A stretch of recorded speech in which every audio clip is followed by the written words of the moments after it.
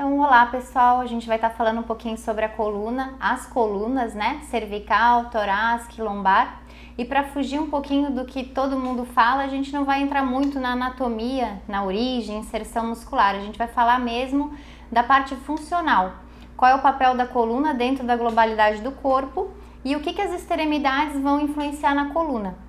Tem uma frase que eu gosto muito que explica as patologias de coluna e por que a gente tem que ir um pouquinho além na investigação quando a gente trata ou reabilita ou mesmo trabalhando uma prevenção, que é a seguinte frase: coluna não flutua. A coluna, ela está alicerçada pela cintura pélvica, ela depende da mecânica dos membros inferiores, do apoio podal e ela também sofre influências do crânio, da mandíbula e da própria coluna cervical.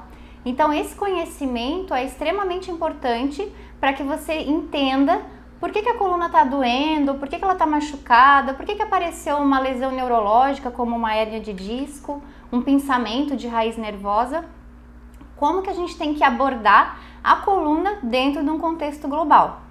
Falando um pouquinho da minha experiência como fisioterapeuta, a coluna, eu fui estudar melhor a coluna estudando o RPG.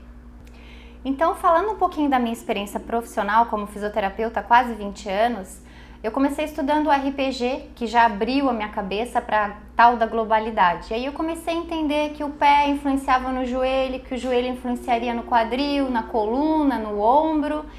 E isso foi um pouco difícil no começo, essa visão, porque a gente tem que estudar bastante para entender biomecânica.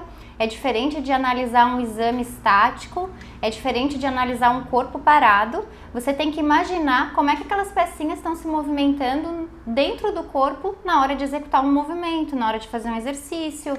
E eu sugiro Capangé. Capangé é um livro de biomecânica, de fisiologia do movimento, onde todas essas estruturas estão bem descritas e elas são estudadas individualmente, e também esse conceito de globalidade ele aparece no momento em que a gente começa a estudar a biomecânica e o que um alicerce vai influenciar numa outra estrutura acima, o que aquilo vai respaldar numa musculatura que está ali inserida. E aí a gente começa a abrir um pouquinho a cabeça para entender o ser humano como um todo. Na busca desse conhecimento eu fui atrás da osteopatia, que na minha opinião é a mãe de todas as técnicas que a gente trabalha aqui no Brasil. E eu comecei a entender que cada vértebra tinha uma mobilidade específica, que as vértebras poderiam estar em disfunção, que isso poderia gerenciar uma lesão. E a gente aprende as técnicas terapêuticas de como liberar essas vértebras bloqueadas, esses desalinhamentos corporais. Mas é possível a gente traduzir essa linguagem através da atividade muscular, através da biomecânica do movimento e levar esse conhecimento para todas as áreas, para o profissional da educação física, para quem trabalha com dança, para quem trabalha com reabilitação, quem trabalha prevenção nas academias. Então, eu vou tentar falar de uma maneira bem simples, bem tranquila, para atingir todo mundo, para quem é leigo também poder assistir esse vídeo e poder trazer esse conhecimento para a sua prática. Esse é o objetivo. Então, falando um pouquinho da parte teórica, a gente sabe que a coluna ela é formada por 24 vértebras. Tem indivíduos que têm uma variação um pouquinho, tem gente que tem vértebra a mais, vértebra a menos, e isso também a gente tem que levar em consideração. Se o paciente tem uma vértebra de transição, tem uma vértebra lombar a mais, a gente imagina que então ele tem menos espaços entre as vértebras, está faltando espaço, como uma boca que tem um dente a mais. Então, esses pacientes a gente tem que ter mais cuidado ainda com a compressão discal. Então, a gente separa a coluna em coluna cervical, as 7 cervicais, as torácicas, as 12 torácicas e as 5 lombares, salvo as variações anatômicas que cada indivíduo tem suas questões particulares. Por isso, às vezes é muito importante, mesmo o professor de educação física, pedir exames, pedir para esse paciente procurar um médico especialista de coluna ou um neurologista para estar avaliando internamente se aquele ser tem uma biomecânica, tem uma fisiologia normal, né? Levando em consideração a individualidade de cada um. Então, cada segmento desse tem características específicas. Nós vamos começar falando da cervical e todos os cuidados que a gente tem que ter com a cervical, em função de serem vértebras menores, o corpo vertebral ele sustenta a cabeça, o ponto de apoio é um pouquinho mais anterior. A gente sabe que a C3 é uma vértebra mais móvel, aonde acontece a transição, o ápice da curva da lordose cervical. Mas, além da questão anatômica, fisiológica, do que é considerado normal, a gente precisa entender quais são essas variações anatômicas. Então, qual é o paciente que tem queixas da cervical? É um paciente que tem diminuição de espaços na cervical, porque ele tem muita tensão na musculatura, e isso faz com que aconteça um achatamento dessas estruturas, com a compressão do disco, podendo levar a uma protrusão, uma hérnia de disco, uma compressão neurológica. Os pacientes que têm as alterações anatômicas, que já têm uma fragilidade, as alterações posturais, porque dependendo dos hábitos de cada um, esse paciente ele pode apresentar uma projeção anterior dessa cabeça com aumento da lordose. Ele pode ter uma retração dessa cervical, apresentando uma retificação ou mesmo uma inversão de curva. E essas alterações, elas vão influenciar na mecânica e isso vai promover um desgaste precoce dessas estruturas. É sabido que na cervical passam muitas estruturas vasculares e nervosas, então é uma região muito sensível. Paciente com tontura, paciente com pressão alta ou pressão baixa, com distúrbios de visão, muito cuidado. Sempre monitora o teu cliente, o teu paciente, na hora de propor um exercício ou na hora de fazer uma manipulação na cervical. Avalia se ele não tem as carótidas prejudicadas, porque movimentações bruscas da cervical, mesmo um alongamento, pode estar mobilizando esses trombos e isso pode levar sim a uma consequência, uma compressão da via vascular, no caso uma embolia. Então o paciente ele tem que ser bem avaliado, não é à toa que agora nas academias eles estão exigindo esse check-up para que o profissional não corra riscos. Então tem uma série de cuidados e na anamnese, na investigação, a gente já tem que ter contato com essas particularidades para saber o que propor. Até mesmo um alongamento ele pode causar algum problema para um paciente que tem uma compressão nervosa. Imagina que o nervo, quando ele está doente, ele funciona como um fio desencapado. E se você esticar esse fio, ele pode romper as estruturas. Então, paciente inflamado, paciente que tem compressão, ele não pode ser alongado, ele não pode ser comprimido, ele não pode sofrer nenhum tipo de estímulo para que ele induza uma contração dessa musculatura que vai promover mais compressão. Então, mesmo que o paciente tenha uma disfunção ou uma dor na cervical, se ele for fazer academia para membros inferiores, ele pode estar tensionando a cervical. Então a gente sempre orienta, nas fases agudas, inflamadas, principalmente da região cervical, evita os exercícios, vai para as liberações, para a terapia manual, para os rolinhos, para os relaxamentos, trabalha a respiração e a reorganização postural, espera esse incêndio apagar para depois retomar o fortalecimento, levando em consideração que a cervical é a estrutura mais frágil do nosso corpo. Em relação à coluna torácica, então, a coluna torácica ela tem menos mobilidade, ela está presente no nosso tórax. Pela formação, juntamente com as costelas, ela realmente está bem restrita nos movimentos e a função dela é alicerçar essas costelas para proteger todo o conteúdo visceral. Pulmões, coração, é toda envolvida pelo nosso peritônio, o diafragma que faz essa transição, que corta o nosso tronco ao meio. Todas essas estruturas vão estar influenciando na postura da torácica. Há quem diga que uma disfunção cervical, ela sempre advém de uma tensão na torácica, de um bloqueio das torácicas. É muito comum o paciente aparecer com queixas na cervical e a torácica dele está bem tensa, porque todo o sistema já está bagunçado, né? Ou como causa ou como consequência. Então, na coluna torácica, a gente entende que ela tem menos mobilidade, não adianta forçar movimentos muito amplos nessa coluna. Normalmente não acontecem as compressões discais nesse nível, salvo traumas, quedas, acidentes. Por quê? Porque justamente ela não tem muita mobilidade, então é difícil você atingir esses discos da torácica.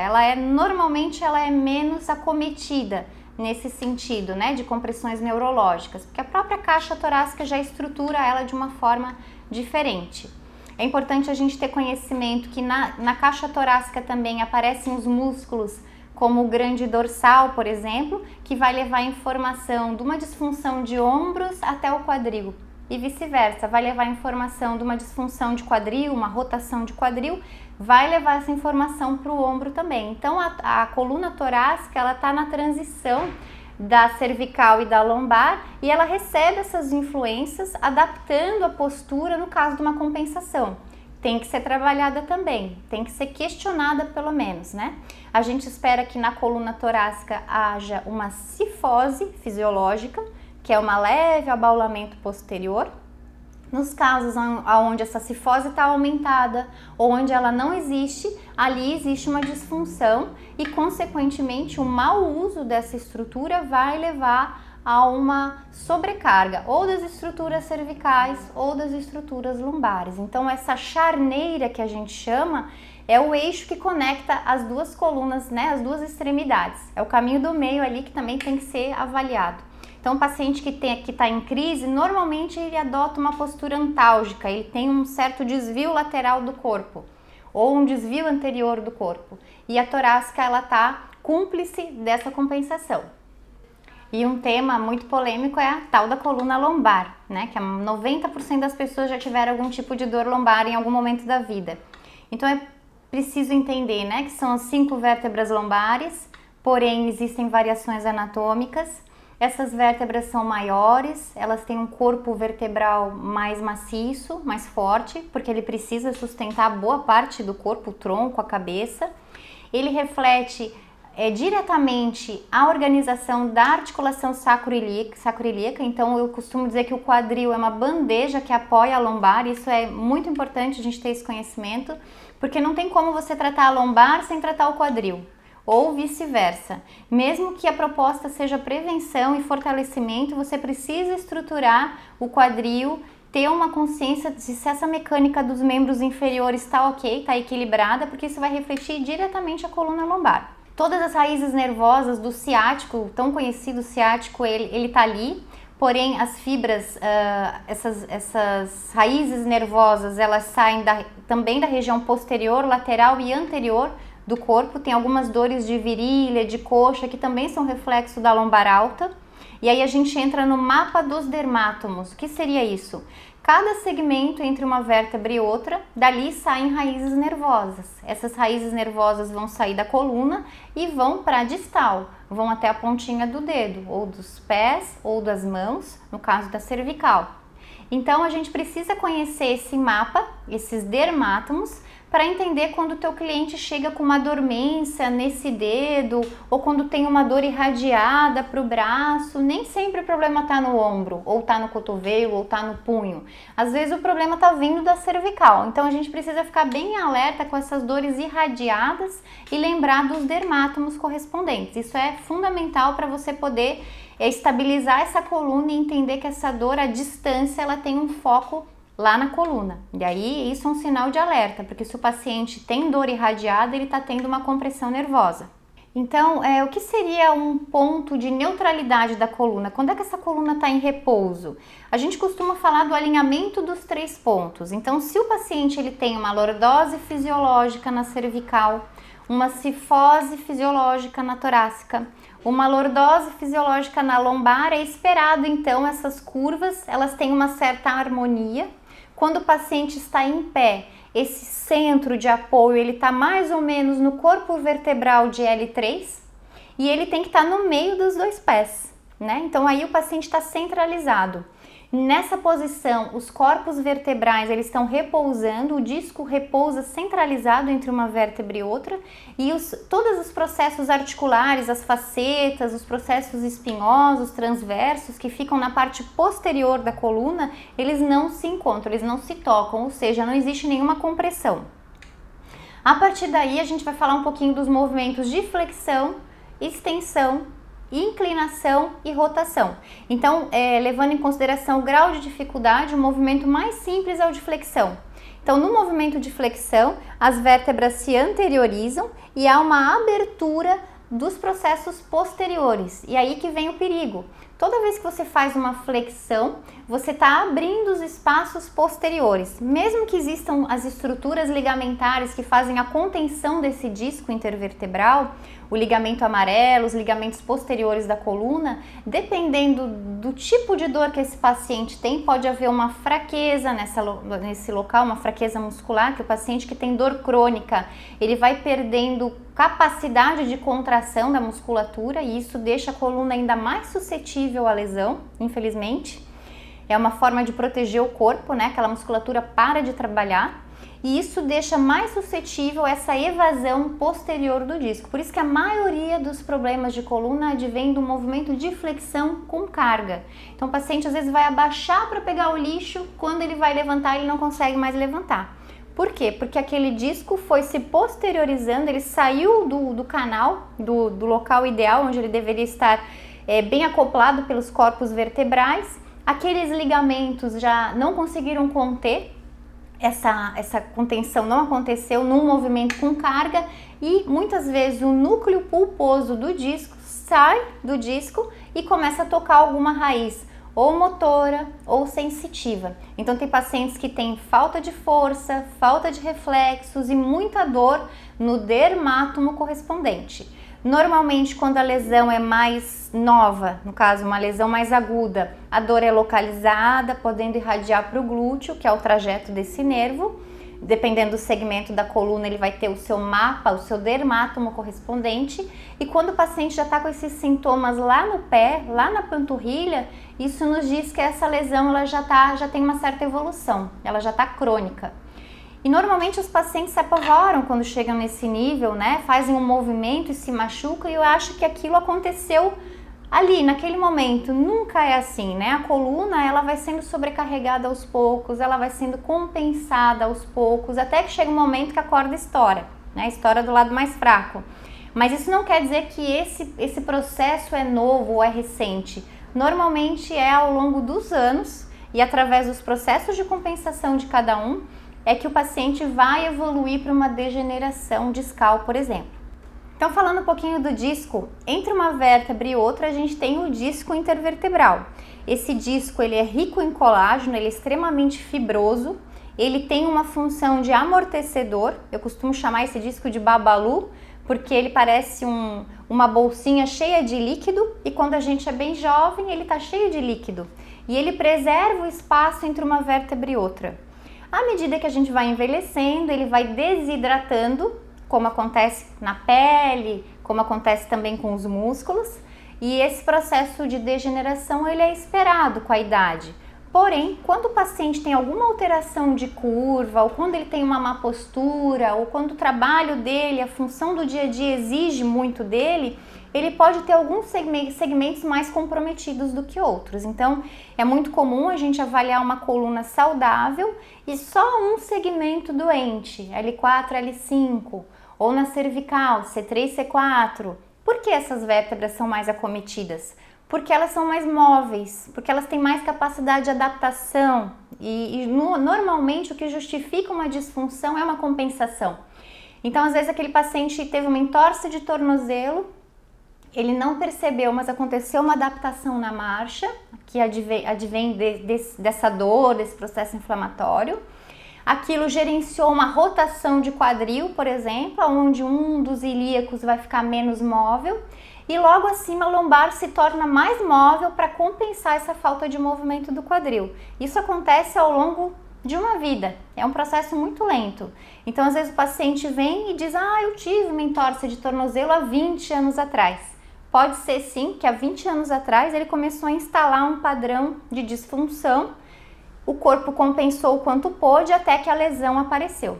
Então, qual que é o nosso papel? Identificar essas compensações, neutralizá-las através da atividade física ou de uma reabilitação e impedir que essa disfunção vire uma lesão. No movimento de extensão, então, os corpos vertebrais deslizam para trás, a gente abre os espaços anteriores e fecha os posteriores. Só que é importante a gente entender que a extensão também ela é muito limitada, porque posteriormente existem os processos espinhosos e transversos, né? As facetas articulares da vértebra. E no movimento de extensão, se o paciente já tem restrição de mobilidade, artrose, desgaste ósseo, ele logo já vai tocar esses processos, vai haver uma compressão articular posterior que vai limitar o movimento. Então, nos movimentos de extensão, a gente precisa entender onde é que está a lesão desse paciente. Muitas vezes a gente tem que trabalhar a extensão neutra, sem exigir muita extensão desse paciente, porque você tem que imaginar que quando ele está fazendo esse movimento exagerado, ele está comprimindo as estruturas articulares no plano posterior da coluna, e isso vai gerenciar dor. Então, normalmente esse paciente ele já avisa, né? Quando ele vai para uma academia, ele avisa para o personal, ó, esse exercício não me faz bem. A última vez que eu fiz esse exercício eu fiquei machucado. Mas a gente sabe que tem que trabalhar os extensores da coluna, então como fazer? Faz na isometria, faz no plano neutro, trabalha esse indivíduo testando a extensão. Eu vou elevar só o tronco com o ombro, vou elevar a perna, vou fazer homolateral a extensão, vou fazer contralateral a extensão, como um Cabot, para quem conhece essa técnica de fortalecimento para os pacientes neurológicos. Então, ao fazer as extensões combinadas, isso a gente pode estar testando, você vai olhar para a coluna e entender qual dos movimentos vai deixar a coluna mais alinhada. E aí insiste nesse fortalecimento, não com grandes amplitudes na extensão, com amplitudes bem pequenas, mas trabalhando sempre aquilo que alinha o paciente. É isso que preconiza também o Mackenzie, que é uma técnica de reequilibração da coluna através do reposicionamento do disco intervertebral. Tá ficando mais conhecido agora o Mackenzie. Mas se você souber qual é a fórmula que torna mais alinhado aquele indivíduo, você pode trazer essa fórmula para dentro da academia, para dentro do estúdio de pilates, para dentro da sala do fisioterapeuta. E também induzir os movimentos que corrigem, para que esse paciente tenha uma capacidade de se autocorrigir, uma vez que existem alguns vícios posturais que levam ele para a lesão. Então, antigamente, na década de 80, se falava de fortalecer as costas para estabilizar a coluna. Hoje em dia a gente sabe que não é por aí, né? Então, as lombares altas, L1, L2, L3, ela depende dos extensores. Mas as lombares baixas, elas precisam do abdômen. Então aí vem a teoria do core, do powerhouse. Hoje a gente sabe que para estabilizar a coluna, a gente precisa fortalecer o centro do corpo, o abdômen. E aí a gente sai daqueles exercícios de extensão com carga, que se fazia muito antigamente, né? Por quê? Os multípedos são os músculos mais próximos da coluna. Eles estabilizam a coluna num plano mais profundo. E todos esses vetores de força que nos multípedos e nos músculos paravertebrais, as direções musculares são muitas, elas convergem e divergem, vão para cima, para baixo, no campo horizontal também, essas fibras elas se cruzam em várias direções. É sabido que no movimento de extensão, o vetor de força resultante sempre é para baixo, ou seja, toda vez que você está fazendo extensão da coluna, você está amassando o seu disco intervertebral. E não é o nosso objetivo é decoaptar, é alongar, é ganhar espaço entre as vértebras, é dar saúde para essa coluna.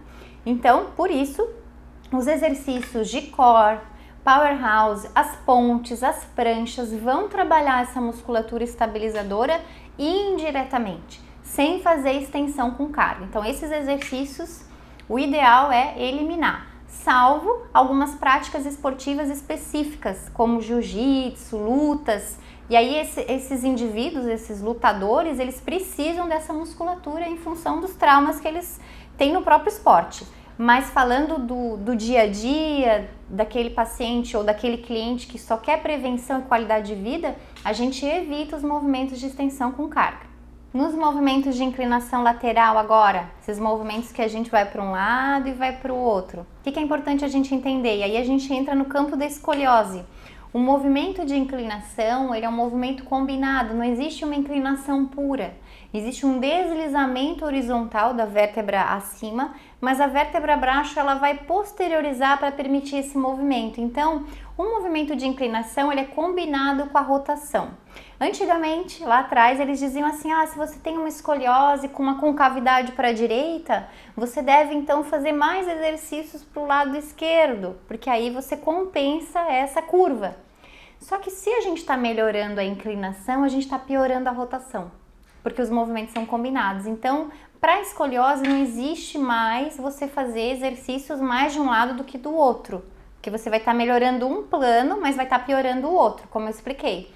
Todos os movimentos de correção dessas lateralidades, desses shifts laterais, eles são no plano axial, sempre procurando que a coluna cresça, como se tivesse um fio de prumo acima da cabeça. Então o paciente ele tem que ter sempre essa intenção de crescer para o alto, e aí a gente vai estar neutralizando a lateralidade e a rotação. Levando em consideração então esses planos de dificuldade, como que a gente deveria começar com o nosso paciente? A gente deveria começar treinando a flexão, depois a gente compensa fazendo extensão, depois a gente parte para a inclinação e o último desafio, a rotação. Essa ordem ela deveria ser obedecida também no fortalecimento, porque aí você trabalhando todos esses planos de movimento, no final da aula, o cliente ou o paciente ele tem aquela sensação de eu trabalhei tudo, eu tô me sentindo bem, eu tô encaixado, né? Mas o paciente não vai começar fazendo tudo, você vai gradativamente implementando uma dificuldade maior, né? Quem tem dor de coluna sabe, é difícil inclinar e é difícil rodar, esses movimentos são mais desafiadores, então você começa sempre com apoio bilateral, cadeia cinética fechada, trabalhando num eixo central, que é o objetivo de atender o transverso do abdômen, o core, o powerhouse, tudo que a gente já falou. Depois que isso estiver bem vivo no paciente, que essa memória motora for despertada, aí sim a gente vai para as extensões, desde que ele tenha essa consciência do transverso do abdômen, porque quando ele estiver fazendo uma extensão, como um surfista, por exemplo, que está remando lá na prancha, ele vai fazer uma extensão usando aqui a elevação do ombro para poder remar, mas lá na lombar ele tem que ter o abdômen contraído para não permitir que essa extensão, que esse aumento da lordose lombar aconteça, porque a gente tem que lembrar que o sacro, ele toca a lombar, muitas vezes, às vezes o sacro já é mais horizontalizado e no movimento de extensão de uma remada, a gente pode fazer uma compressão, aquilo que eu expliquei sobre a extensão. Ela sempre tem um vetor de força resultante achatando o disco. Para evitar que você achate o disco, você tem que ter a função do abdômen bem ativa, transverso do abdômen, infraabdominal, períneo, levemente os glúteos médios, e essa consciência ela tem que ficar permanente durante todo o movimento. Então, para chegar lá na rotação, você tem que ter as outras consciências já despertadas no seu cliente. Essa musculatura já tem que estar um pouco desenvolvida. Então, a gente pode classificar numa fase mais iniciante, os pacientes que vão estar desenvolvendo a capacidade de fazer flexão, de acordar o abdômen, de chamar o transverso, o infra, o períneo. Vencemos essa etapa, vamos para as extensões com a consciência do abdômen, que é difícil. Depois as inclinações com as consciências do abdômen e extensão. E por último a rotação. Então é um trabalho evolutivo progressivo, de maneira que lá no final a gente vai conseguir automatizar todos esses movimentos, porque existe um sinergismo, um biofeedback que vai ser treinado com a repetição. Então, além do fortalecimento, tem a questão da memória motora, para que o teu cliente, o teu paciente, leve essa informação para o esporte, para o surf, para o tênis, mesmo os exercícios como o tênis, por exemplo, que trabalha unilateral a rotação, você tem que levar para a academia, então, a informação de neutralizar esse processo, né? Se o paciente está muito forte de um lado pelo movimento do esporte, você tem que dar ênfase nos dois lados lá na academia para dar uma base, para dar um suporte para ele poder desenvolver o esporte. Então, falando um pouquinho da coluna, do eixo do corpo, como é que surgiram essas curvas? A gente sabe que da fase embriológica, da vida intrauterina, o ser humano ele desenvolve uma série de memórias. E não é à toa que cada um tem um jeitinho de dormir, que as crianças dormem mais em flexão, buscam a postura fetal e até alguns adultos mantêm essa memória. Então é importante saber que tem as curvaturas mais rígidas, que é o caso das cifoses, a cifose torácica e a cifose sacral, ela já acontece na fase embrionária. E as lordoses, elas são desenvolvidas ao longo da vida. A lordose cervical, ela vai acontecer no ato da passagem do bebê do canal vaginal. O bebê ele precisa ter um encaixe da cabeça para poder sair. e esse é o primeiro movimento que estende, que faz a extensão da cervical, onde todas essas estruturas elas vão para o lugar. Então um bebê que tem um parto natural, que consegue fazer o encaixe ideal da cabeça para sair sem laceração, sem episiotomia da mãe, né? Esse bebê ele vai ter as estruturas mais íntegras.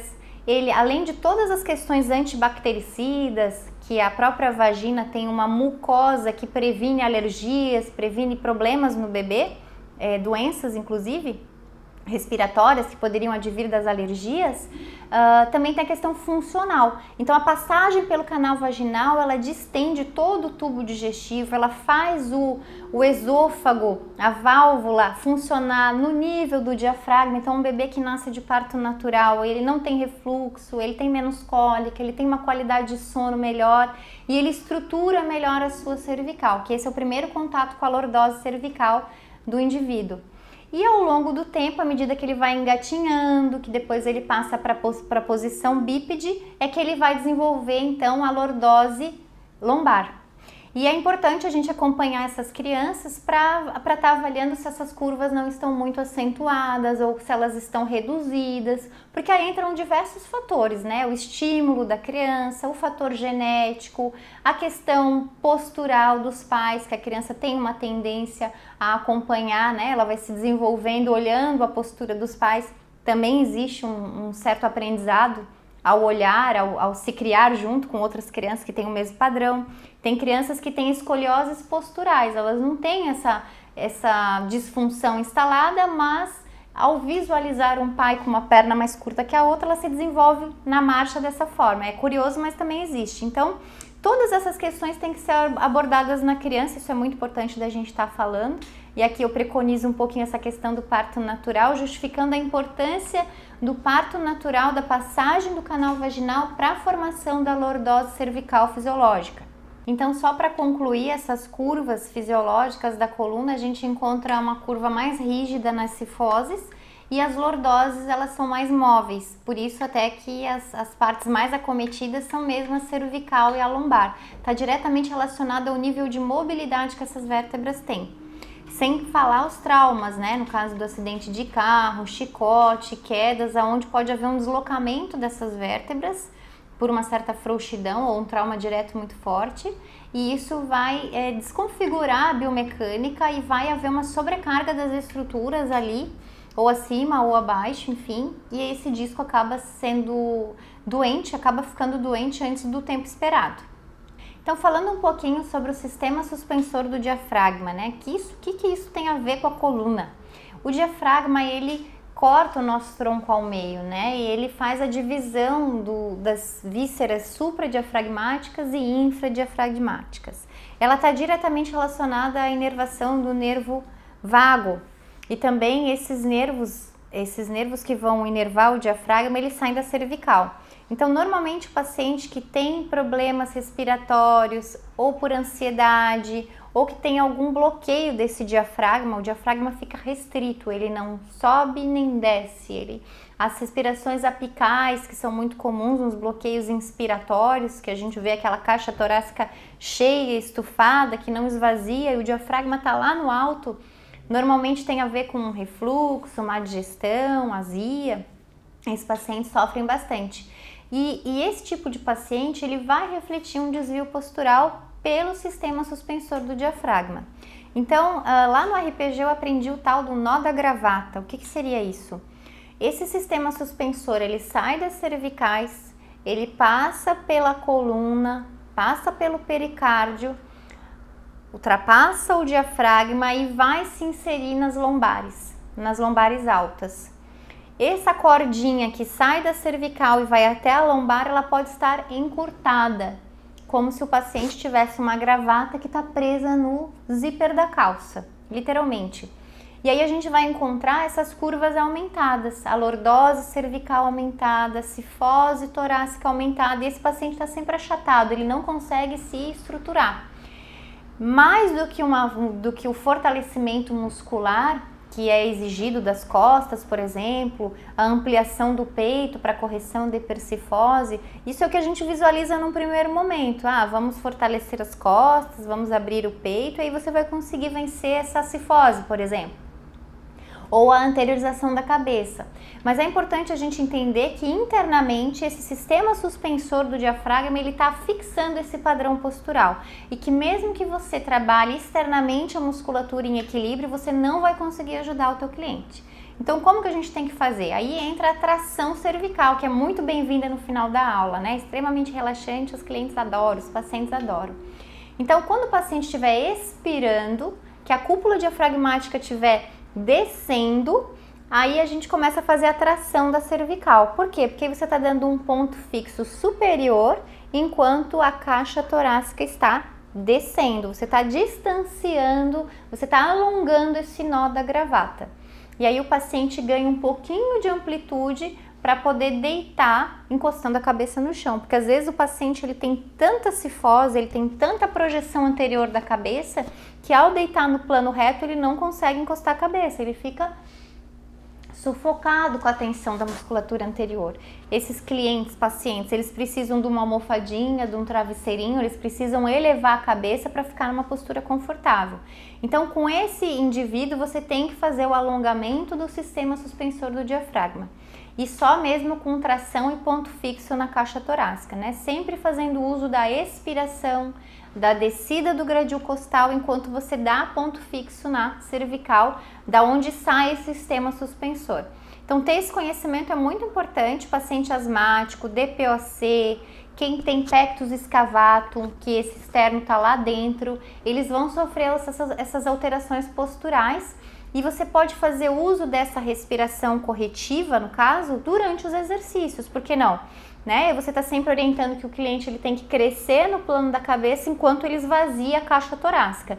E aí esse sistema vai estar sendo sempre alongado. E essas curvas que vão estar muito exageradas, esses espaços reduzidos, eles vão conseguir ampliar. Então eu costumo brincar que o paciente sai do S e entra no I, como se ele crescesse no plano axial da coluna. Então, falando um pouquinho dessas curvas em conjunto, né? A gente tem a lordose cervical, que o eixo vai estar vindo em cima da C3, C4. A gente tem a torácica, que o ápice da curva torácica tem que ser mais ou menos na T8. E a gente tem a lordose lombar, que também o pico da curva é L3. Isso é o fisiológico, isso é o ideal. Tem pacientes que têm a lordose lá no alto, L1, L2. O que isso me indica? A coluna inferior lombar está toda retificada e as lombares altas estão lá no fundo. Quem é que nunca viu um cliente assim, né? Esse tipo de paciente ele tem uma retração do próprio diafragma. Por quê? Como o diafragma se insere na vértebra lombar alta, se esse diafragma está lá no alto, está encurtado, ele puxa a lombar para dentro, a lombar alta. Isso me leva a crer que essa lordose não está fisiológica. É uma lordose lombar diafragmática, advém de um bloqueio do diafragma. Se você deitar esse teu cliente, fazer uma liberação desse diafragma, sempre na expiração, alongando o diafragma, você vai ver que isso vai diminuir a tensão lá nas costas, porque a inserção do diafragma e esse encurtamento dele, que está conectado com esse sistema suspensor, é que está tracionando essa vértebra lá para dentro, né? Fazendo uma espécie de anterolistese, jogando a vértebra para dentro do canal medular. Isso também é passível de tratamento associando os exercícios, a respiração e a própria liberação do diafragma.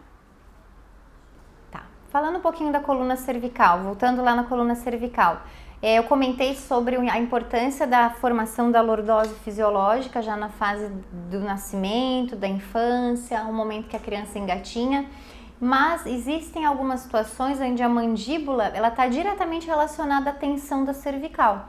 Então a mandíbula ela pode estar alinhada, neutra, sem mordidas cruzadas, enfim, ou ela pode estar avançando num plano anterior e isso vai projetar numa coluna um aumento da lordose cervical, uma tensão posterior da musculatura suboccipital, ou o paciente pode fazer uma retração dessa mandíbula, fazendo uma retificação, uma inversão de curva na cervical. Nos dois casos, isso se torna mais visível quando o paciente está fazendo força, quando ele está fazendo exercício, normalmente ele compensa com a boca, ele tenta buscar a boca buscar força numa masseter, na boca, isso é meio instintivo. Então é bem importante a gente ter essa consciência, corrigir a postura da mandíbula, evitar que o paciente faça essa retração ou que ele projete anterior essa mandíbula, levando em consideração que isso vai refletir uma tensão na cervical, principalmente quando o exercício associa fortalecimento de membros superiores. O paciente ele tem um vício de elevar os ombros e elevar ou de retrair a mandíbula, o queixo. Então isso tem que ser corrigido para que ele faça um bom uso da musculatura, usando os depressores do ombro, deixando a cervical relaxada. Se ele tiver dificuldade de ter essa consciência, você pode fazer um rolinho com uma toalhinha de rosto, enfim, para que ele tenha uma consciência da lordose fisiológica ideal, para que ele não perca o contato com esse paninho e nem que ele achate o paninho numa retração, numa inversão de curva. Esses estímulos proprioceptivos ajudam bastante o cliente durante o exercício, uma vez que quando a gente tem muitos comandos, muitos exercícios para fazer, às vezes essas questões ficam esquecidas, mas isso é muito importante porque o paciente que tensiona a mandíbula, ele vai ter dor cervical depois do exercício. E às vezes a disfunção ou a compensação você não visualiza no ombro, tá mesmo na mandíbula, no apertamento dos dentes, tudo isso tem que ser corrigido durante o exercício. A coluna torácica, ela também reflete esses padrões respiratórios, né? Então o paciente ele pode ter ou uma retração dos romboides, e aí aquele paciente que tem o vício de corrigir os ombros, retraindo as escápulas, mandando a escápula para trás. E esse tipo de correção não é bem-vinda, porque os romboides eles fazem a retração das escápulas, mas eles também promovem uma elevação do ombro. E a gente não quer que o ombro suba. Então é importante corrigir o cliente, o paciente que tem esse hábito de fazer a correção postural, é muito comum. A maioria dos pacientes ele faz isso lá puxando os romboides. Não. Qual é o comando verbal que a gente pode fazer, o comando tátil? Em vez de pedir o ombro para trás, você pede o ombro para trás e para baixo. E esse movimento de meia-lua vai recrutar os depressores do ombro, o grande dorsal e até o serrátil dentro do core, dentro do recrutamento do abdômen. Isso acaba ficando sinérgico também como encaixe de ombro. Porém, o paciente que usa os romboides, ele acaba fazendo uma projeção do tórax para frente, faz uma tensão da coluna torácica e muitas vezes ele sai da cifose torácica e ganha uma retificação, o que não é fisiológico. Então, muitas pessoas têm rigidez e dor na torácica, que leva a uma disfunção cervical por ter o mau hábito de estar sempre corrigindo os seus ombros para trás. Isso é muito mais comum do que a gente imagina. Mesmo o paciente que tem lesão de manguito, que teve algum rompimento de tendão, que tem a indicação de fazer os exercícios com TheraBand, a famosa borrachinha, esse paciente ele tem que ter essa consciência de que o ângulo inferior da escápula tem que ir para o bumbum e não para trás, né? Senão ele vai elevar o ombro e vai usar o trapézio, os escalenos e os elevadores da escápula para fazer o fortalecimento de manguito, ou seja, ele não vai fortalecer manguito, ele vai fortalecer aquilo que ele conhece. Então tem que desprogramar, sair desse padrão postural, dar consciência do que é trazer os ombros para baixo, para o bumbum, mesmo que seja de forma isométrica no começo, com estímulo tátil nos músculos certos, para que o paciente consiga executar. Uma dica boa que eu dou é, normalmente a gente tem o hábito de corrigir tocando o músculo errado. Abaixa o ombro. Só que se você dá estímulo tátil no trapézio, inconscientemente o indivíduo vai ter estímulo dessa musculatura. Então, se você quer corrigir, quer que ele distensione aqui, você tem que dar o estímulo aqui embaixo. Sempre no músculo que você quer que trabalhe. Então, vamos lá, toca as escápulas, pede para a escápula descer. E não fica tocando no músculo que já está sendo exigido, que isso vai dar mais estímulo tátil para esse músculo. Agora, falando um pouquinho da lombar e da lordose fisiológica, existe um braço de alavanca e um braço de força, um cabo de guerra na lombar. Então a lordose lombar ela é muito definida pela tensão das lombares altas, que o diafragma puxa para cima e para medial, e toda a tensão que o diafragma fizer nas lombares altas vai ser compensada pelo ilho-psoas. Então se você tem um paciente, um cliente que tem lesão labral, que tem artrose de quadril, com certeza ele tem tensão de psoas. Se ele tem tensão de psoas, ele tem um diafragma preso, porque o psoas ele reage ao diafragma. Então, se você quiser tratar liberando o psoas, você tem que começar lá no diafragma. A inervação, a direção das fibras musculares, a própria anatomia do ilho-psoas justifica esse braço de alavancas, essas forças que se opõem para que o corpo entre no equilíbrio. Então, se um desses dois vetores de força ganhar do outro, a gente entra no desequilíbrio, ou com aumento da lordose lombar alta, ou com aumento da lordose lombar baixa, que aí o psoas é ele que vai inclinar, L4, L5, vai anteriorizar essas vértebras, e o diafragma vai anteriorizar as lombares altas. Então, sempre pensa nesse contexto, hiperlordose lombar, psoas e diafragma tem que ser trabalhado, liberado, alongado de algum. Então, falando um pouquinho das lombares, de novo, né, sobre o disco intervertebral, a gente começa num processo de achatamento, justamente porque essas tensões estão muito grandes, né, o psoas e o diafragma, cada um, né, o vetor de força para cima e para baixo, faz com que a coluna seja achatada com o aumento da lordose, por exemplo. Esse disco vai desidratando, ele racha, essas rachaduras vão ficando mais aparentes, mais visíveis. No centro desse disco intervertebral tem um núcleo pulposo, como um prumo. Então, se você faz movimento de flexão, o núcleo pulposo vai para posterior. Se você faz um movimento de extensão e vem para trás com a coluna, o núcleo pulposo vai para frente. E nas inclinações ele vai contralateral. Se eu vier para cá, o núcleo vai para lá. E esse reajuste, ele está ali para manter o centro de força, para manter o equilíbrio. Quando existe já uma desidratação, uma rachadura, muitas vezes esse núcleo pulposo, ele encontra essa rachadura e sai do disco. E aí é que vem os problemas de compressão nervosa. Se esse núcleo tocar uma raiz sensitiva ou motora, o paciente, ele vai referir dor em todo o dermátomo correspondente. Então é importante também, no nível da coluna, a gente trabalhar com pequenas amplitudes, trabalhar a estabilização. Mesmo que a gente tenha uma intenção de flexibilizar com alguns movimentos, isso tem que ser leve, sem carga. E priorizar a estabilização segmentar da coluna, respeitando cada curvatura fisiológica. Se o cliente não tem aquela curvatura, você induz uma lordose, induz uma cifose torácica, induz uma lordose cervical fisiológica, com paninhos, com estímulos táteis, com almofadinhas, enfim, para que ele comece com o alinhamento dos 3 pontos, né? Se a gente passar uma reta, a gente tem um alinhamento da C3, C4, da T8 e da L3 no mesmo plano. Os movimentos entre as vértebras, eles são bem pequenos, eles são reduzidos, por isso a gente não trabalha com grandes amplitudes. Isso reduz os riscos. Então, como é que a gente consegue uma coluna lombar com uma lordose fisiológica, né? Então é importante a gente ter um conhecimento de como que fica o alinhamento da pelve.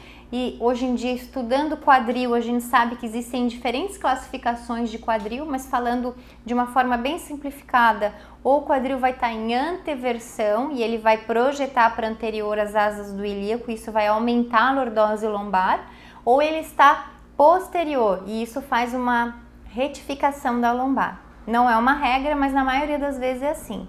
Então, na hora que você vai fortalecer a coluna desse indivíduo, você tem que entender qual é a curva que ele apresenta, se ela é patológica ou se ela é fisiológica, tentar uma correção branda com as correções da própria curva, dar essa consciência para o cliente.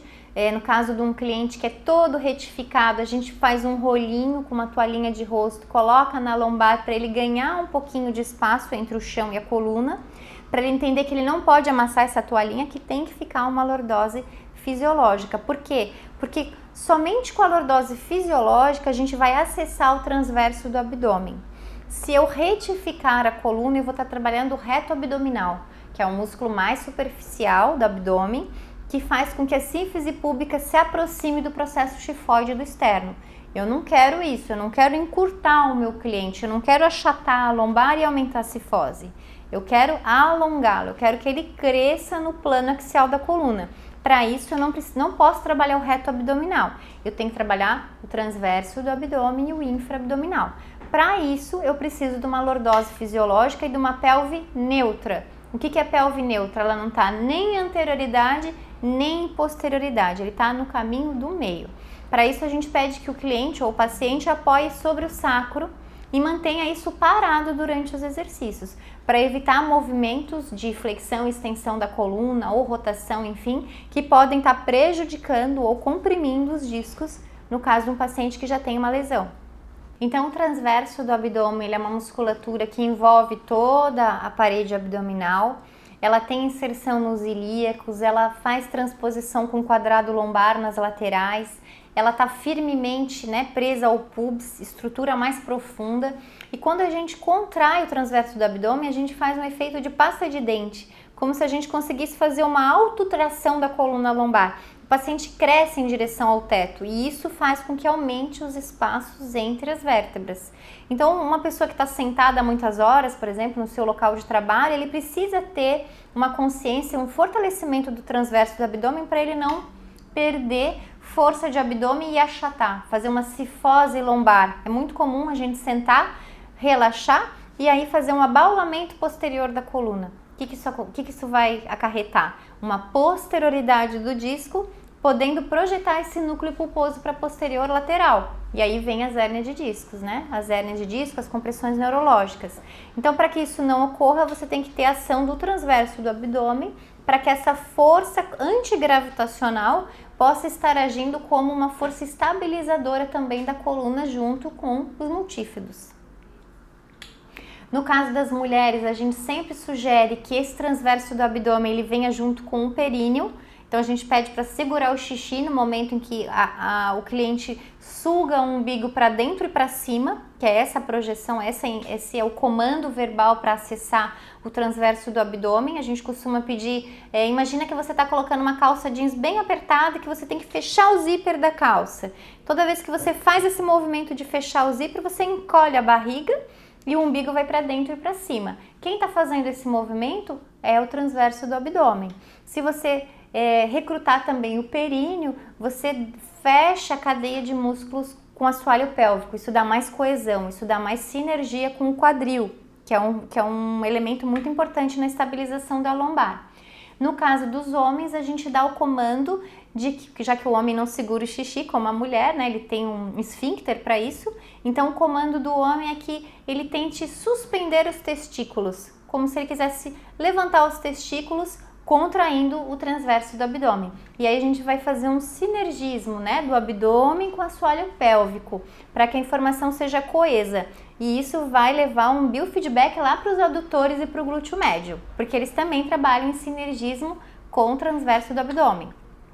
É importante a gente considerar que toda essa estrutura abdominal também está envolvida pelas fáscias abdominais, e aí a gente faz um parênteses para as pessoas que fazem plástica de abdômen ou cirurgias abdominais que são realmente necessárias. Toda vez que a gente abre a barriga, a gente está desestruturando a contenção da coluna. Então, se o paciente já tem dor lombar, já tem problemas lombares, a gente meio que contraindica as cirurgias abdominais, a menos que ele já tenha um fortalecimento prévio, porque o paciente que já tem uma fraqueza da musculatura da coluna, não tem estabilizadores, não tem boa força de abdômen, o que está estabilizando ele? É o peritônio, são essas fáscias.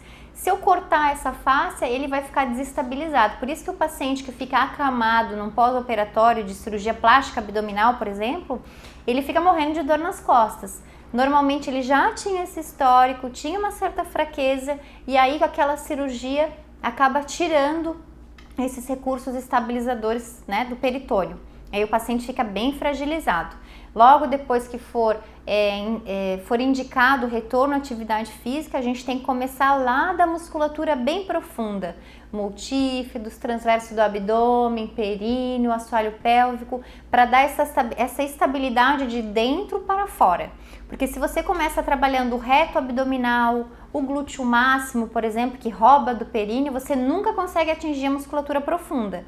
Então você tem que começar do mais fácil, mais profundo, e aí você vai aumentando o grau de dificuldade a ponto de recrutar músculos mais externos, mas sempre de dentro para fora. Aí essa estabilização segmentar da coluna vai acontecer de forma efetiva através dos multífidos, através de músculos lá profundos. Então, falando um pouquinho da contração do ilho-psoas e do diafragma e o que isso efetivamente traz para a coluna lombar e para o abdômen, toda vez que esses músculos são contraídos em sinergismo, a gente está trabalhando os pilares do diafragma, a gente está trabalhando a estabilização anterior através do peritônio, do transverso do abdômen, e essa contenção abdominal faz um aumento da pressão abdominal, justamente faz uma parede para o abdômen não ser projetado para o anterior.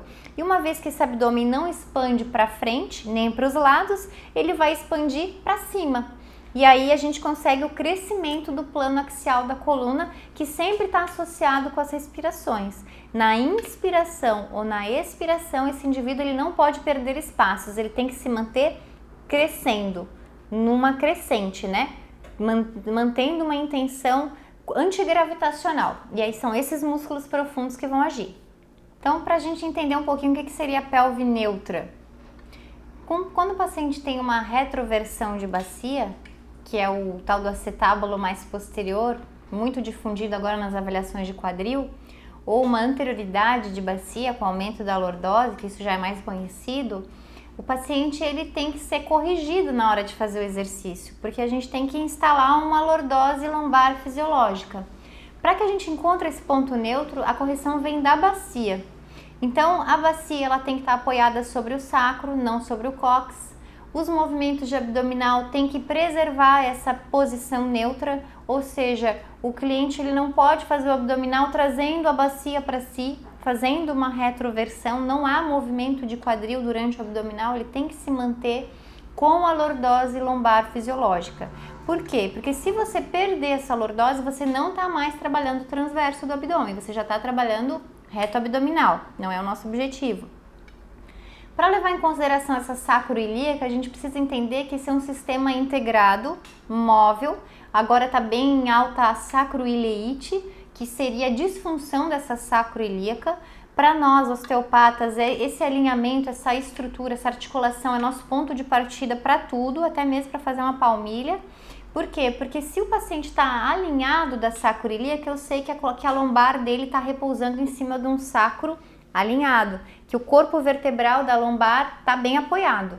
Mas se existe uma rotação de quadril, esse sacro está torto. E se ele está torto, ele vai entortar a lombar. E aí esse movimento na disfunção vai gerenciar a lesão e degeneração desse disco, principalmente L5, S1, que normalmente são os mais acometidos nos pacientes. Então, para que a gente possa entender esse ângulo da anterioridade, retroversão, testa no teu cliente qual é a amplitude que ele tem, o que torna ele mais neutro, o que é mais confortável e começa dando consciência de estabilização, apenas isometria, mantenha isso aí.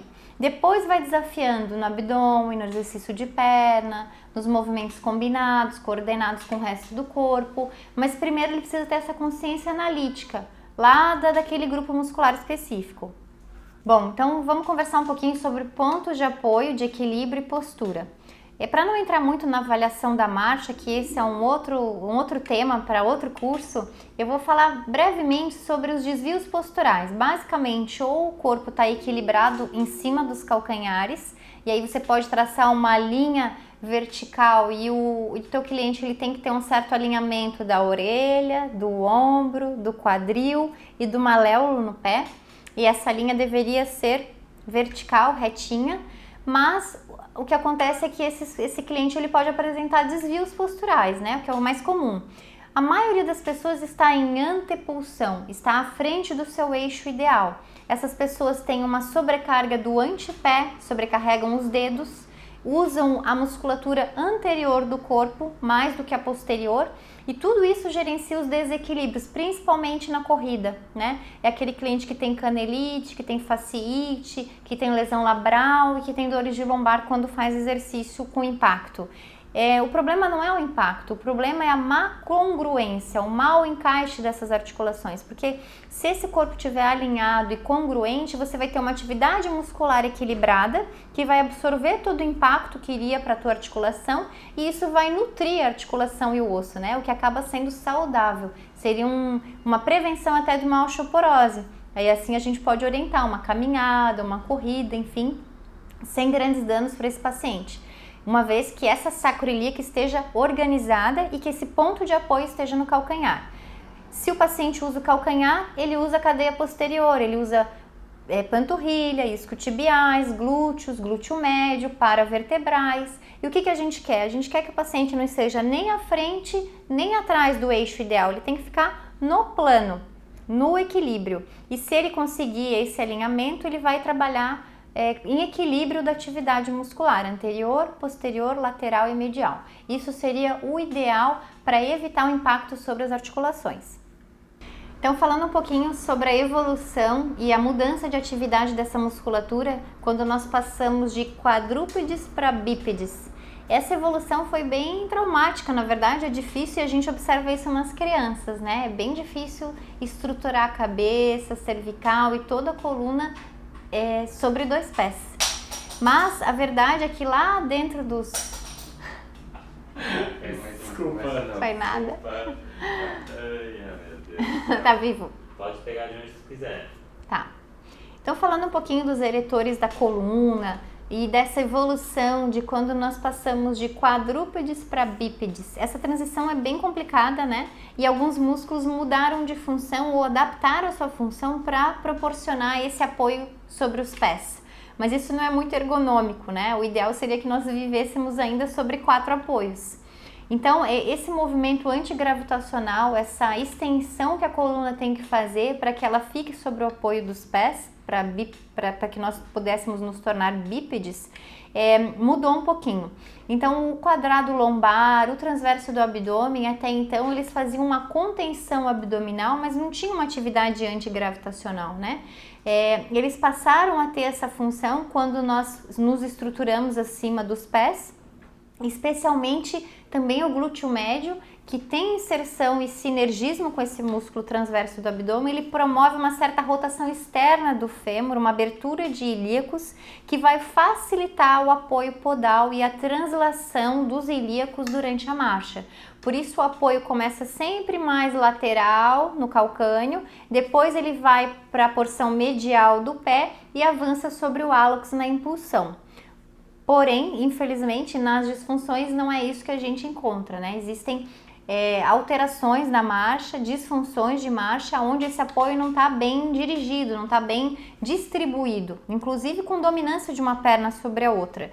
E esse tipo de apoio, ou mau uso do apoio, vai refletir nessa atividade muscular que seria ideal. Então, se o paciente estiver à frente do seu eixo de gravidade, por exemplo, ele já não vai ter uma boa estabilização, nem das curvas da coluna, nem do seu próprio abdômen, né? Ele vai ter uma projeção abdominal, o abdômen vai ter uma projeção para frente e a lordose vai estar aumentada. No caso dos pacientes que têm essa retificação, a mesma coisa, ele vai ter uma inversão de curva e que isso vai predispor as lesões de coluna também. Então, qual que é o ideal? O equilíbrio. Então, ver esse indivíduo em pé, analisar se ele está fazendo uma boa distribuição de carga, se essa pelve consegue adquirir uma posição neutra e se a função do quadrado lombar, dos piriformes, do transverso do abdômen, dos glúteos médios está acontecendo de forma simétrica. Aquele cliente, aquele paciente que aparece rotação de quadril, você já vai avaliar uma diferença nas cristas ilíacas, como se tivesse uma perna mais curta do que a outra, o que a gente chama de falsa perna curta, perna adaptativa. Isso é uma compensação que advém da rotação de quadril. E nessas rotações o cliente ele vai ter um lado mais forte, o quadrado lombar, por exemplo, e de outro lado bem intenso o piriforme. Essas assimetrias na atividade muscular é que levam às bursites de quadril, às tendinites, às escolioses posturais e ao mau uso do corpo, né? Então tudo isso pode justificar uma mecânica ruim da coluna, doença degenerativa antes do tempo e em qualquer situação, mesmo no paciente que já tem idade avançada, cabe a nós entender como é que essa coluna está funcionando na globalidade, o que está acontecendo de desequilíbrio, de que maneira eu posso tornar mais harmônico o movimento, mais equilibrado, mais simétrico, para que a atividade muscular aconteça de uma forma equilibrada. Não só dentro da academia, não só no estúdio de pilates, mas também no dia a dia desse cliente. Muitas vezes é indicado até o uso de uma palmilha para poder desprogramar e, mais do que isso, reprogramar a marcha, levando em consideração que a gente com isso vai conseguir estabilizar a cintura pélvica e dar qualidade de vida para essa coluna. Falando um pouquinho sobre o alinhamento da coluna, o que seria esse alinhamento dos 3 pontos e como que eu consigo referenciar onde é que estão esses segmentos, que nível que está a coluna, onde é que está a dor desse cliente, desse paciente. Então a coluna cervical ela é mais curtinha, sustenta o pescoço, ela está diretamente relacionada com a horizontalidade do olhar desse indivíduo, por isso que é importante ajustar a mesa do computador, o olhar para a tela, para que ela fique o mais neutra possível. O finalzinho da cervical, que seria C7, a gente pede para o paciente fazer uma flexão e uma extensão. Quando ele faz a flexão, a vértebra que posterioriza, que aparece aqui a C7, e ela entra quando ele volta para o plano na extensão. Então essa vértebra que vai e vem é a C7. A partir daí já começam as torácicas. Muitas vezes elas estão escondidas pelas escápulas.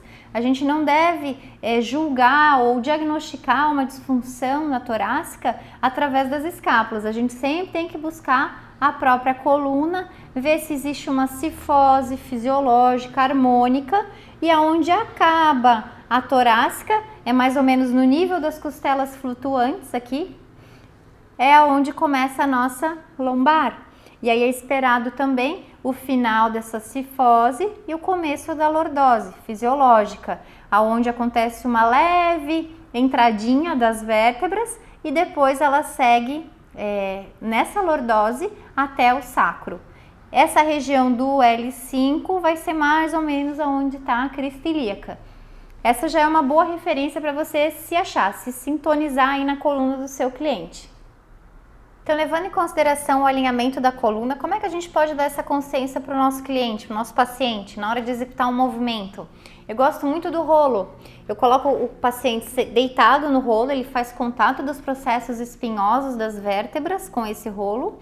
Ou se ele estiver executando um exercício em pé ou sentado, eu sempre estou pedindo contato dos ápices das curvas aqui no rolo.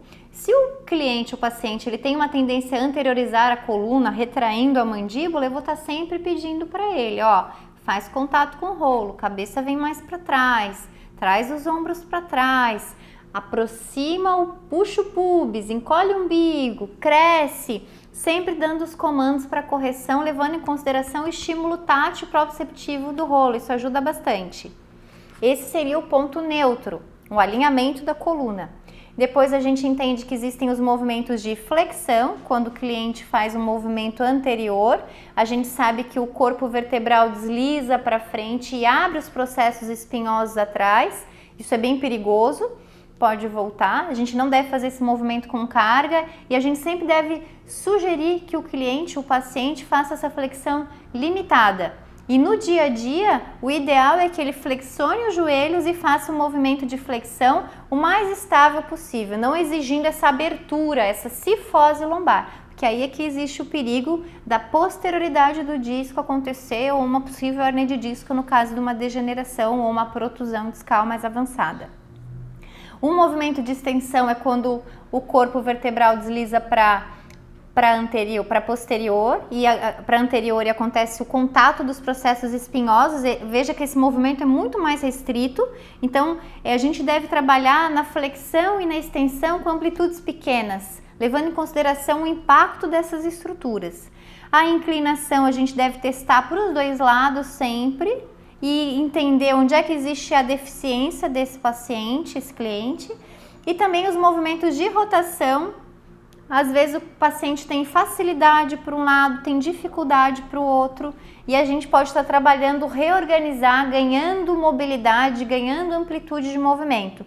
Tudo pequenininho, tudo analítico, para que esse aumento de amplitude não leve à compressão do disco. Então vamos falar um pouquinho sobre a respiração. Eu vou colocar aqui em pauta uma respiração que é muito preconizada no Pilates, porque eu acho que ela é uma respiração que corrige a postura, ela é muito efetiva, ela trabalha a musculatura profunda e eu sugiro que essa musculação ela seja repetida em qualquer atividade física ou mesmo dentro da academia, salvo algumas exceções, né? Então, o que a gente busca? Nesse caso, o paciente aqui, ele tem um alinhamento dos 3 pontos. Eu não preciso colocar um travesseirinho, mas se ele tivesse com alguma tensão da musculatura anterior, eu deveria trabalhar com a cabeça um pouquinho elevada. Mesmo que não fosse o ideal, mas a gente não pode posicionar o paciente de maneira que ele já apresente alguma tensão muscular. Isso é desconfortável.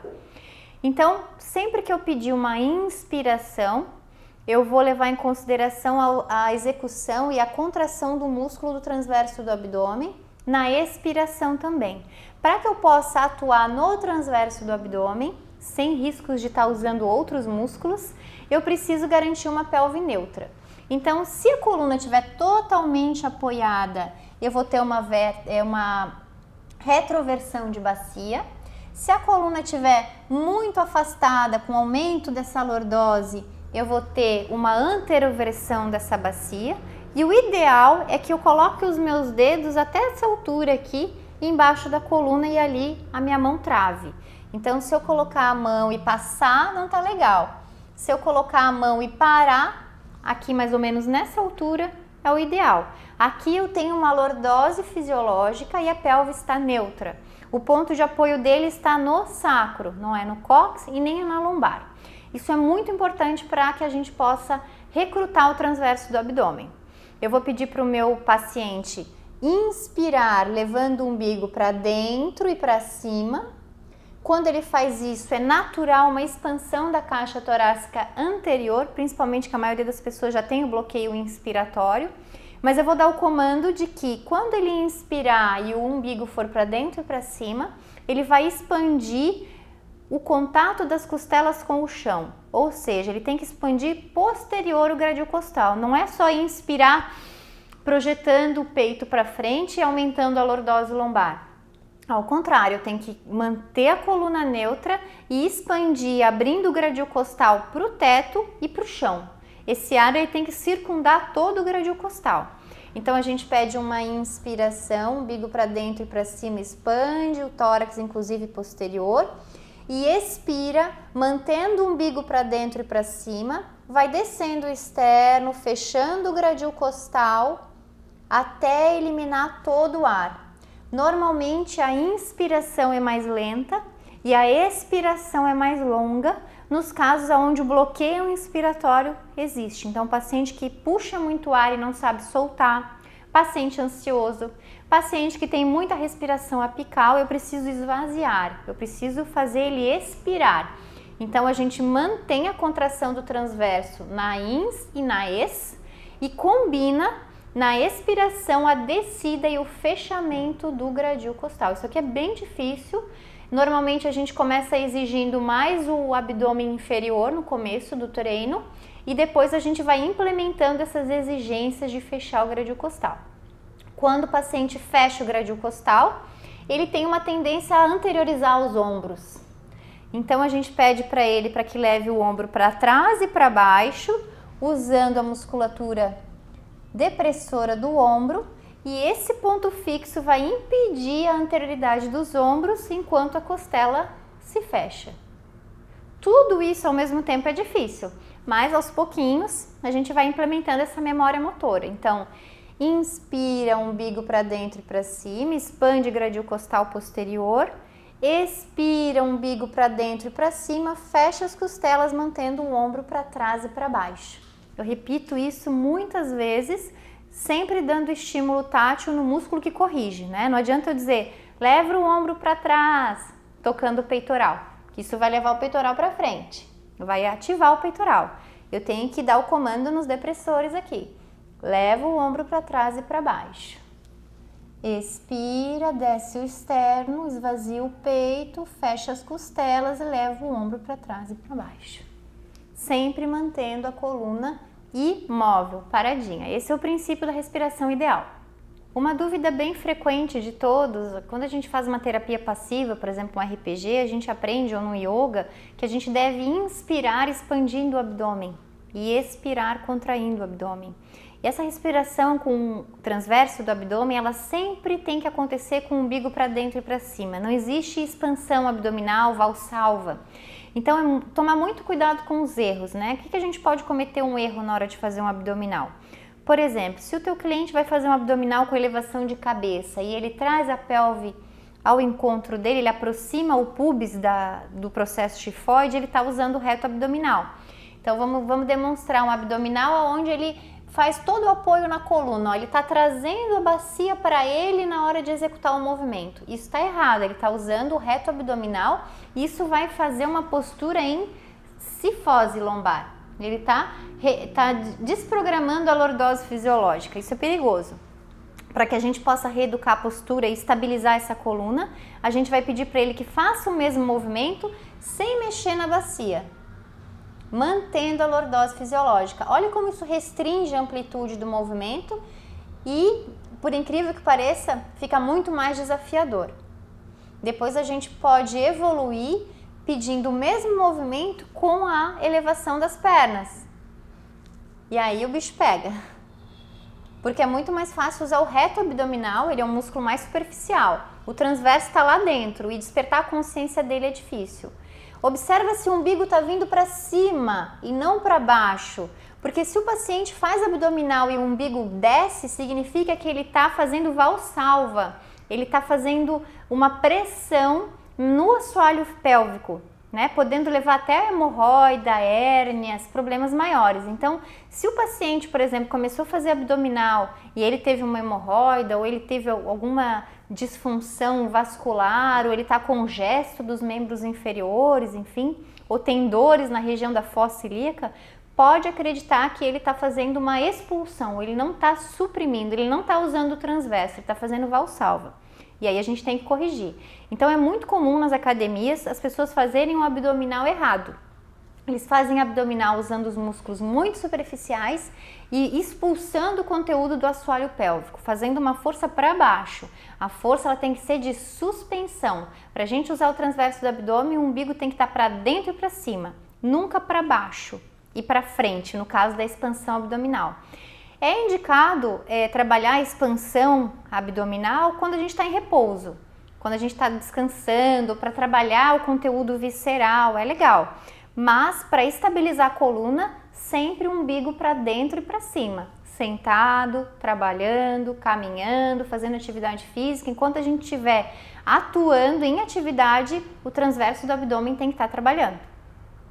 Para a gente falar um pouquinho da sacroiliaca, entrar um pouquinho na avaliação da marcha, que não é o tema desse curso, mas já dá uma introdução, a gente precisa avaliar o quadril. Será que esse quadril está em rotação? Será que esse paciente tem uma perna dominante? Será que essa lombar está bem estruturada em cima do sacro? Então, primeiro ponto de partida, analisa as cristas ilíacas e observa se tem uma mais alta do que a outra. Esse é um ponto que já sugere se existe ou não rotação de quadril, compensação ou a tal da falsa perna curta. Depois a gente coloca os dedos na articulação sacroiliaca, levanta um pouquinho da pele, da gordurinha quando existe, que não é o caso aqui, mas se o paciente é mais cheinho, a gente tem que levantar essa gordurinha para achar a depressão da articulação sacroiliaca. São duas bolinhas, duas fossas que são mais fundas aqui na articulação do quadril, e pede para o paciente fazer uma flexão. Se seus dedos ficarem harmônicos e acompanharem o movimento, sem desalinhar, pode voltar, significa que existe alinhamento da articulação sacroiliaca. Se esse paciente fazer flexão, pode fazer de novo, e um dedo vai e o outro fica, do lado onde houve o desvio, no caso o lado esquerdo aqui, esse paciente tem uma disfunção. Pode voltar? Provavelmente, não é uma regra, mas muito comum, esse lado apresenta bloqueio, que a gente fala assim na osteopatia. Esse lado apresenta uma falsa perna curta, não é uma regra, mas é bem comum. E a disfunção pode estar desse lado, por uma fraqueza dessa musculatura, ou do lado contralateral por uma sobrecarga, que sempre vai ter uma perna mais usada e outra menos usada. Nos casos onde esse teste deu positivo, já existe disfunção. O que eu tenho que fazer? Eu tenho que alongar, soltar, usar um rolinho, uma bolinha. Eu tenho que trabalhar, a liberar os piriformes, os quadrados lombares, a musculatura glútea. E pode ser que depois, no final dessa aula, depois desse tratamento, eu vá reavaliar e aí essas tensões já tenham se neutralizado.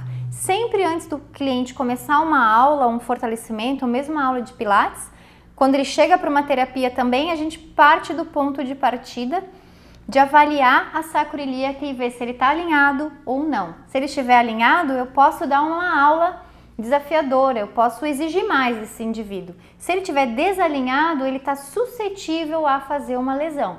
Então eu tenho que reverter isso, eu tenho que ter conhecimento para alinhá-lo, para soltar o que está preso, basicamente, para que ele fique dentro de um alinhamento e aí então eu entro com os exercícios. Caso contrário, ele vai trabalhar o fortalecimento estruturando algo errado. E para dar uma ajudinha, a gente tem uma espécie de anamnese pré-pronta, que são as perguntinhas para avaliação. Mas isso tudo é adaptável, cada um tem uma realidade, né? Tem gente que trabalha em clínica, em academia, tem gente que trabalha com dança, enfim, com outros esportes. Então o objetivo é só dar uma direção. Tem algumas perguntinhas que são básicas e que são importantes serem feitas. Por exemplo, como é que foi o parto? Se foi parto natural, se houve sofrimento fetal, se foi uma cesariana, se houve alguma queda, trauma ou fratura ainda na infância, quando tudo é muito cartilaginoso e pode justificar desvios posturais na fase adulta. Se esse paciente já sofreu algum trauma, algum acidente de carro, já fez algum chicote, quais são os hábitos dele no dia a dia, profissão, se fica sentado, se fica em pé. E todo o histórico visceral também vai contribuir na tua anamnese, pois existem metâmeros correspondentes, que isso é um campo da osteopatia, mas que mais ou menos a gente pode dar umas dicas e mapear o corpo de maneira que disfunções de fígado vão dar dores e desconforto na região do ombro direito. O estômago já justifica dores irradiadas no ombro esquerdo. Os intestinos, útero, ovários podem justificar dores na lombar e tudo isso vai servindo como alicerces para a gente desenvolver uma linha de raciocínio, porque mesmo as lombalgias elas são inúmeras, a gente precisa de alguns diagnósticos de exclusão, né? Então questionar se a TPM é dolorosa, se tem muita cólica, se tem muita retenção de líquido, se esse paciente está congesto, se tem alguma sensibilidade de fígado, intolerância alimentar, o que é muito comum hoje em dia. Porque não adianta você tentar recrutar o transverso do abdômen, por exemplo, com o abdômen distendido, cheio de ar, que é reflexo de uma intolerância alimentar, de uma má ingestão, né, dos alimentos, principalmente derivados de leite, trigo, enfim, que hoje é muito comum. Então essa anamnese está disponível para vocês, vai servir como guia para começar. E a partir daí cada um pode adaptar as suas perguntas e isso vai direcionar o tratamento ou a reabilitação. E levando em consideração a cervical e a mandíbula, hoje em dia é um vasto território de estudos, principalmente para os dentistas, fisioterapeutas, educadores físicos, o que a mandíbula influencia na cervical. Então, se você observar que o teu cliente tem muita tensão de masseter, tensão com contraturas musculares, arco da mandíbula doloroso, muita tensão do esternocleido, dos escalenos, o sulco clavicular ele tem que estar evidente, as clavículas têm que estar horizontais. Se esse paciente, esse cliente, ele apresenta algo tudo entumecido, rígido, inchado, ou você não visualiza aquela clavícula, pode estar havendo compressão de plexo braquial, pode estar havendo alguma compressão radicular vindo da cervical, mas a causa não está posterior, a causa está anterior. E isso tem tudo a ver com o mau uso da mandíbula. Aí entram as plaquinhas miotensivas, as correções de desvio de mordida cruzada, as correções dessa projeção anterior ou posterior dessa mandíbula durante os exercícios e a indicação ou de um dentista, ou de um osteopata, de um fisioterapeuta, para tentar neutralizar essas tensões. Então também estou disponibilizando para vocês alguns artigos científicos que falam um pouquinho dessa relação da mandíbula com a cervical e falando também sobre o forame jugular, que é uma estrutura muito importante que fica entre o temporal e o occipital. Através desse forame jugular passam ali a veia jugular, a carótida interna e também os nervos acessório, vago e glossofaríngeo. Então, principalmente nas crianças, torcicolo congênito, dificuldade de sucção, alterações do tubo digestivo, desde o refluxo até uma má função do intestino e cólica, podem ser justificadas por uma compressão desses pares de nervos lá saindo do forame jugular. Se você libera a mandíbula, você distensiona os suboccipitais, você dá uma qualidade de fluxo para essa cabeça esvaziar, podendo até amenizar as dores de cabeça. É muito comum a dor de fundo de olho, essa dor de têmpora, ela é totalmente relacionada ao bruxismo, ao apertamento dos dentes, à tensão da mandíbula, e isso vai refletir também na cervical do teu cliente. É importante ter esse conhecimento e investigar como é que é o sono, a tensão dos dentes, orientar talvez uma avaliação com um dentista especializado, enfim, para estar neutralizando essas forças, porque mesmo que você faça tudo certinho, se esse paciente dorme e aperta os dentes, ele vai acordar com dor. E às vezes não tem nada a ver com o exercício. Então é importante orientar e direcionar o tratamento adequado. E para concluir então, né, tá na hora da despedida, falei, agora tá na hora de parar de falar. Eu quero agradecer a oportunidade, a confiança de você que está aqui me ouvindo, a confiança do pessoal da Dufit, que é um pessoal bem sério, que trabalha com seriedade. A intenção de todo mundo é esclarecer, é explanar o conhecimento, é evitar erro dentro das academias, é fazer com que o profissional, tanto fisioterapeuta como educador físico, que ele busque se aprimorar. Eu sei que hoje em dia a vida de todo mundo é muito corrida, então essa possibilidade de você estudar em casa, online, é muito legal. E a gente vai estar se esmerando para poder passar esse conhecimento adiante. Agradeço muito a oportunidade. Tudo que eu falei aqui é uma vivência prática mesmo, de 20 anos de clínica, consultório, hospital. E eu estou à disposição, né? Eu vou deixar disponível meu e-mail, meu contato. Espero vê-los aí nos próximos cursos que a gente já está desenvolvendo em conjunto com a Dufit. E agradeço bastante a participação de todos vocês.